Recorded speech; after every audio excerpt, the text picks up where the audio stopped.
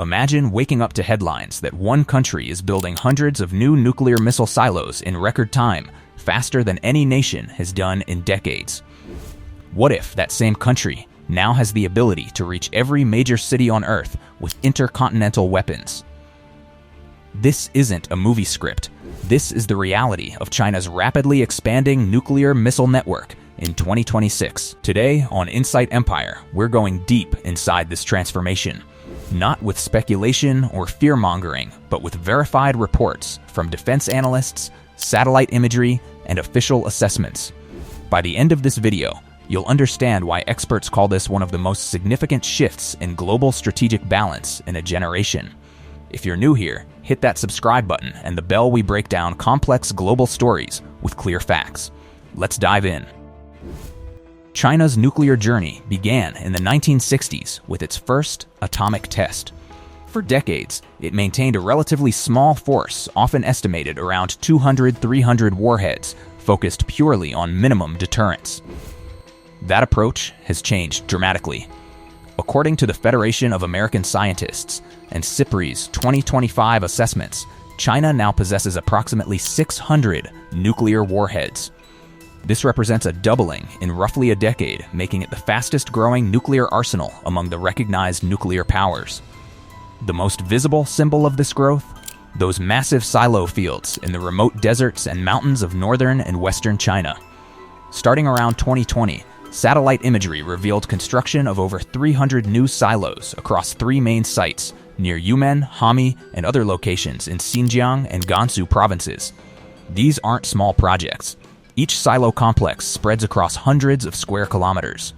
Recent Pentagon assessments from late 2025 indicate that China has likely loaded more than 100 solid-fueled DF-31 class intercontinental ballistic missiles into these new silo fields, particularly those close to the Mongolia border. This marks a shift from mostly mobile launchers to a more robust, hardened silo-based force. Why silos? They offer protection and quick launch capability, though they're also fixed targets. China appears to be balancing this with continued investment in road mobile systems like the DF-41, which can move and hide, making them harder to neutralize in a conflict. The DF-41 stands out as one of the most advanced in China's lineup. With a range estimated between 12,000 and 15,000 kilometers, it can potentially reach targets across the United States and beyond. Some variants are believed capable of carrying multiple independently targetable reentry vehicles, or MIRVs, allowing one missile to hit several targets with separate warheads. This increases both destructive potential and complicates any defensive systems. Supporting infrastructure has also expanded significantly. New satellite images from 2026 show over 80 additional launch pads, fortified bunkers, airfields, rail links, and mysterious octagon-shaped facilities near the main silo fields. These appear designed to support operations, protect mobile launchers, and improve survivability. Analysts see this as part of a broader effort to ensure a credible second strike capability, the ability to respond even after absorbing an initial attack. A true nuclear power typically relies on a triad land, sea, and air delivery systems. China has long had the land component as its strongest leg. Now, it's working to strengthen the other two. On land, the People's Liberation Army Rocket Force operates a mix of missiles. Older liquid-fueled DF-5 variants remain in service, some with MIRV capability and ranges exceeding 13,000 km. But the future belongs to solid-fuel missiles like the DF-31 family and DF-41. Solid fuel means faster preparation and launch times compared to liquid-fueled systems that need fueling before firing. The Pentagon's 2025 report highlights that China has completed or nearly completed these silo fields and continues modernizing its mobile forces.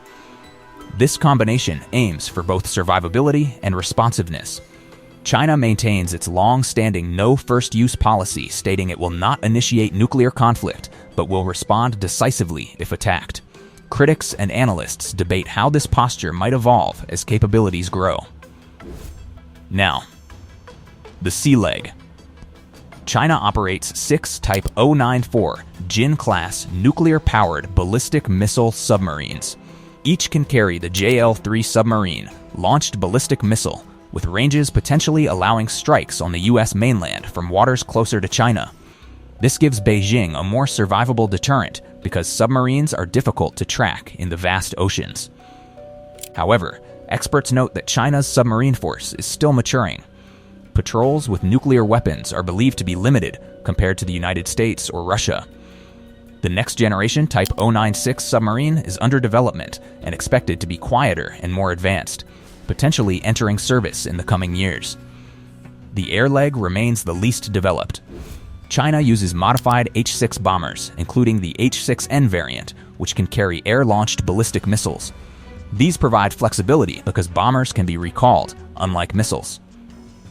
Looking ahead, the stealthy H-20 bomber is in development. When operational, it could significantly enhance China's air-delivered nuclear options with better range and penetration capabilities. Together, these three legs form China's emerging nuclear triad. While the land-based force remains dominant, the expansion across all domains signals a move toward a more comprehensive strategic posture. Projections suggest China could field around 1,000 warheads by 2030, though some recent assessments note a slightly slower production rate in the most recent period, while still showing overall growth. What is driving this buildup? From China's perspective, it frames its modernization as necessary for national security in a complex world.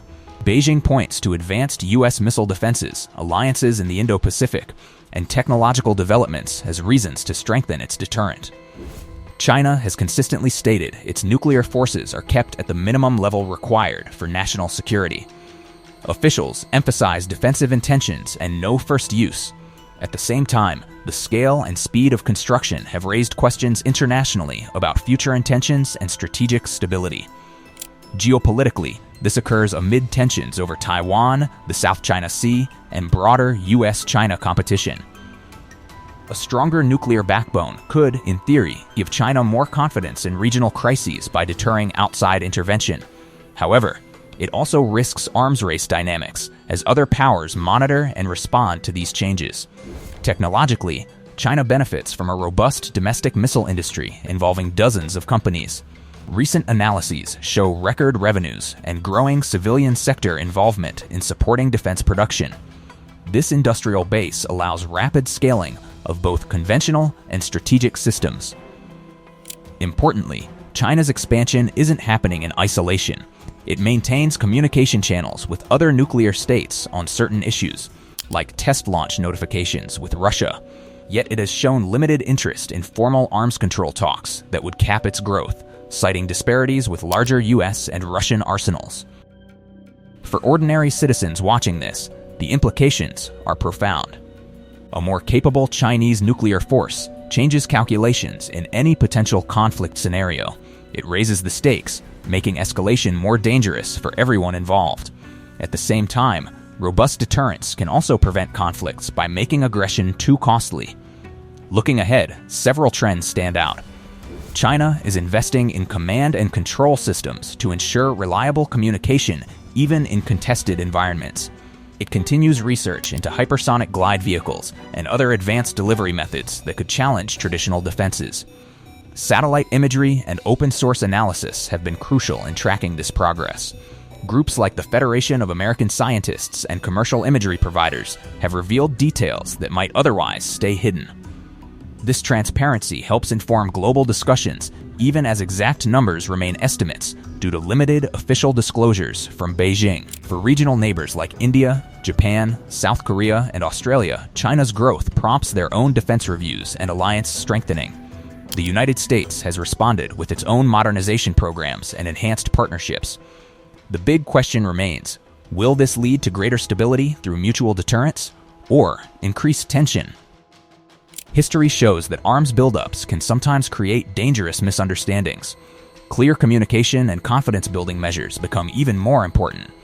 China's leadership under Xi Jinping has made military modernization a top priority. The nuclear component fits into a broader goal of achieving world-class armed forces. Yet Beijing also faces domestic challenges and economic considerations that could influence the pace going forward. China's growing nuclear missile network represents a historic shift. From a modest force focused on survival, It is building a more diverse, resilient, and expansive capability, approaching 600 warheads today, with potential for further growth. The silo fields, advanced ICBMs like the DF-41, maturing submarine fleet, and future bombers paint a picture of a nation determined to secure its position in an uncertain world. This isn't just about numbers on a chart. It's about how nations perceive threats and protect their interests. As global citizens, staying informed with balanced facts helps us understand these complex dynamics without falling into panic or oversimplification. What do you think about these developments? Should major powers pursue new arms control agreements? Drop your thoughts in the comments below. I read them all. If you found this analysis helpful, please like, share, and subscribe to Insight Empire for more in-depth breakdowns. Thanks for watching. Stay curious, stay informed. We'll see you in the next video.